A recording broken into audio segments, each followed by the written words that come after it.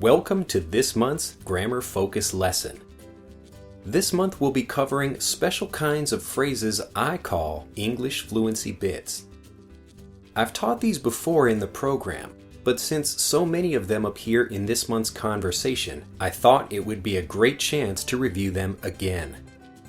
Master the English fluency bits in this lesson, and you'll increase your conversational vocabulary and sound much more native. As always, remember that you haven't mastered the lesson until you can use what you learn without thinking in conversations. Even if this lesson seems easy, please watch it repeatedly to push the ideas deep into your brain. Let's begin. English fluency bits are specific phrases used by native speakers, similar to idioms. Unlike idioms, though, English fluency bits usually have meanings that can be understood without much explanation. As an example, the idiom "at the drop of a hat" means to do something instantly, without hesitation.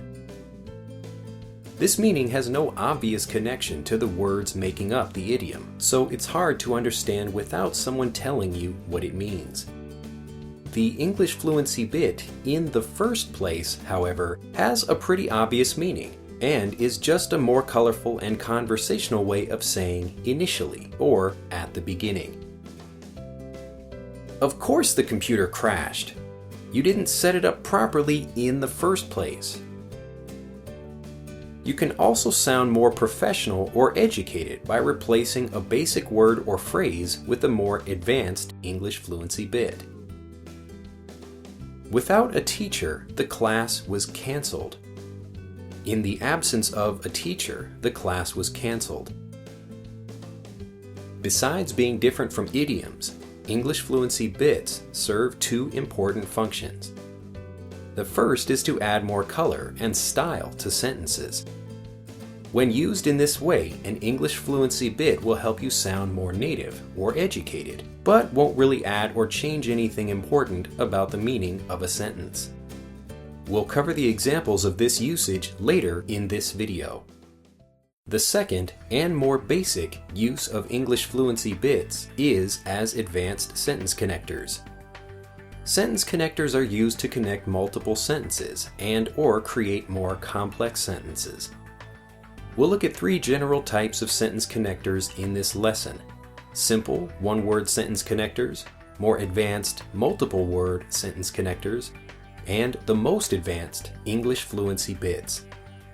Let's start with some basic sentence connectors. He likes beef. He chose the steak.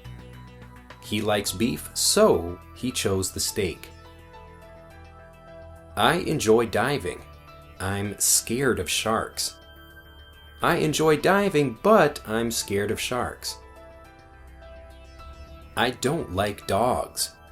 I don't like cats. I don't like cats or dogs. Moving on to more advanced sentence connectors, notice that we're still just connecting ideas, but with multiple words. I eat too much candy. I'm fat. I eat too much candy, thus I'm fat. Computers are getting more powerful. Computers are also getting more complex. Computers are getting more powerful. Furthermore, they're getting more complex. Vinyl records are round. Vinyl record covers are not. Vinyl records are round. Vinyl record covers, by contrast, are not. Next, we'll look at the English fluency bit sentence connector. These can be fairly complex phrases, often used in more academic and professional environments, and should be learned and remembered as single units. You can play a piano like you can play a drum. In the same way as you can play a piano, you can play a drum. As she'll be running for hours, she'll probably need water. The fact that she'll be running for hours means she'll probably need water. Because of bad weather, we couldn't have the picnic. Owing to bad weather, we couldn't have the picnic. Rather than becoming a farmer, I want to be an astronaut. As opposed to becoming a farmer, I want to be an astronaut. Concerning fish that can protect themselves, the lionfish is one of the best. When it comes to fish that can protect themselves, the lionfish is one of the best. Usually, I visit the beach on my days off. For the most part, I visit the beach on my days off. I wouldn't be a good driver. I'm nervous in cars and, what's more relevant to me being a good driver, I don't have any arms. I wouldn't be a good driver. I'm nervous in cars and, more to the point, I don't have any arms. Now, let's look at how English fluency bits can be used to make sentences more complex and impressive. Remember that English fluency bits used in this way will help you sound more native, but they won't really add anything important to the basic meaning of the sentence.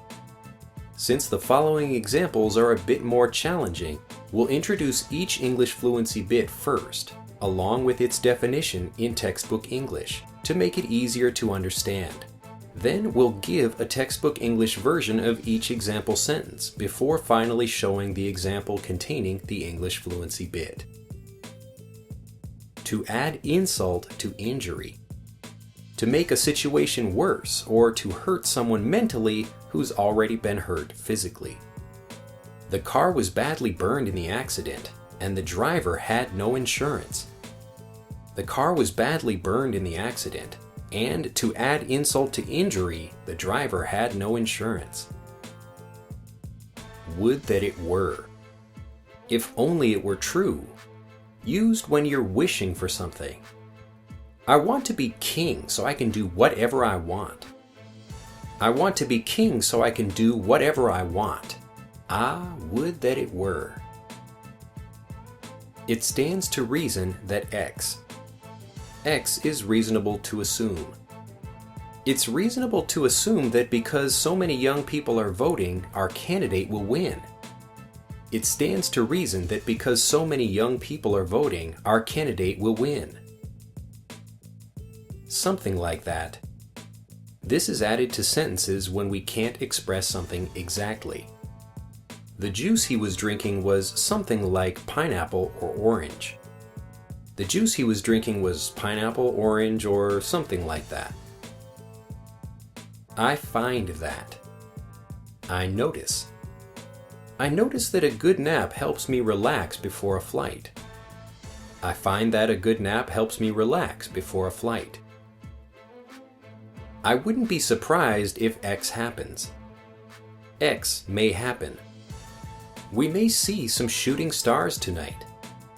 I wouldn't be surprised if we see some shooting stars tonight. That explains it. Used when you finally understand how something works. The car didn't work because it had no oil. Now I understand the problem.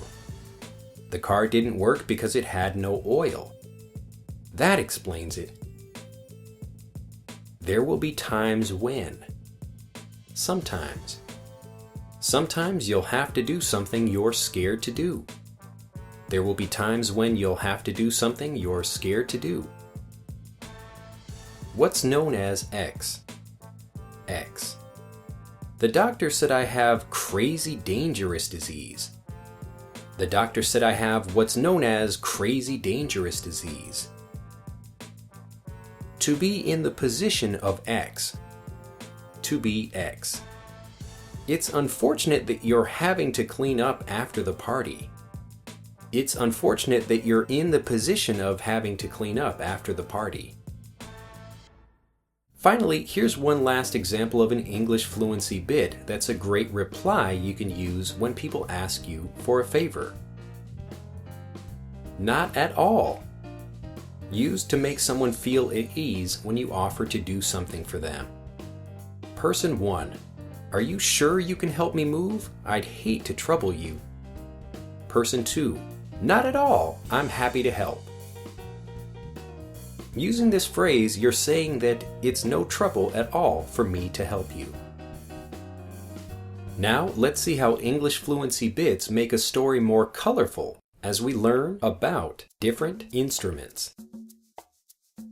The cool thing about instruments is that there are so many different kinds.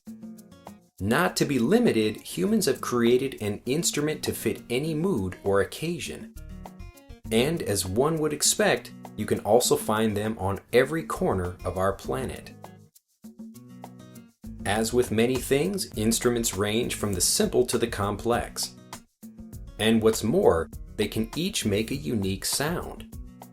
It boggles the mind how we've created so many tools just for the purpose of making beautiful sounds. Even within a class of instruments, there's healthy variation in shape and sound. Take the drums, for example. You've probably noticed that drummers in rock bands use a whole drum kit, while some drummers in marching bands play only a single drum. If memory serves correctly, I think some of my fondest childhood moments came while I was playing an instrument. I'd wager that others probably have similar recollections. Heck, I'd even go so far as to say that music is life. If you've never played anything, why not give it a try? If you want to make your own instrument, what you want to do is experiment with different elements. Wood may be an ideal candidate for one sound, whereas metal might produce something totally different. Find something that gives you a sound you like and get playing. Finally, here's the same story but with textbook English replacing the English Fluency Bits. Notice how this version sounds less colorful and natural. Instruments are interesting because there are so many different kinds. Humans have created an instrument to fit any mood or occasion. And you can also find them on every corner of our planet. Instruments range from the simple to the complex. Additionally, they can each make a unique sound. It's almost difficult to comprehend how we've created so many tools just for making beautiful sounds. Even within a class of instruments, there's healthy variation in shape and sound. The drums are an example. You've probably noticed that drummers in rock bands use a whole drum kit, while some drummers in marching bands play only a single drum. I think some of my fondest childhood moments came while I was playing an instrument. I imagine others probably have similar thoughts.